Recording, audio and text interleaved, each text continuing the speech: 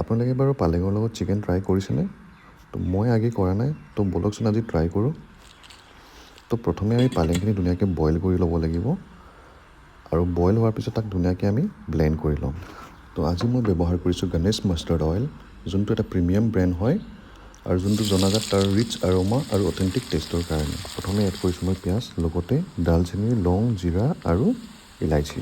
পিঁয়াজখিনি অলপ ফ্ৰাই হোৱাৰ পিছত এড কৰিব লাগিব আদা নহৰুৰ পেষ্ট। তো এইখিনি ধুনীয়াকৈ আমি ভাজি ল'ব লাগিব। পিঁয়াজখিনি ধুনীয়াকৈ ফ্ৰাই হোৱাৰ পিছত এড কৰিম মই কাটি থোৱা বিলাহীখিনি আমি ধুনীয়াকৈ ভাজি ল'ব লাগিব। তাৰপিছত এড কৰিম চিকেনখিনি, য'ত মই লৈছোঁ ½ কেজি চিকেন। নেক্সট চিকেনখিনি আমি ধুনীয়াকৈ ভাজি ল'ব লাগিব।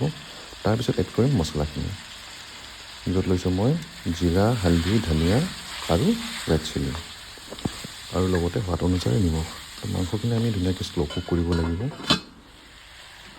আৰু মাংসখিনি যেতিয়া অইল ৰিলিজ কৰিব তেতিয়া আমি এড কৰিম আমাৰ ব্লেণ্ড কৰি থোৱা পালেং শাকখিনি, লগতে পৰিমাণ চাই আপোনালোকে পানী এড কৰিব পাৰে। তো শেষত মই এড কৰিছোঁ গ্ৰীণ চিলি কেইটামান আৰু অলমষ্ট আমাৰ মাংস ৰেডি। আৰু শেষত মই ধনিয়া এড কৰিছোঁ। তো একদমেই চিম্পল ৰেচিপি হয়, আপোনালোকে ট্ৰাই কৰিব পাৰে। আৰু থেংকছ ফৰ ৱাচিং দ্য ভিডিঅ'। ভাল লাগিলে লাইক আৰু শ্বেয়াৰ এটা কৰি দিব।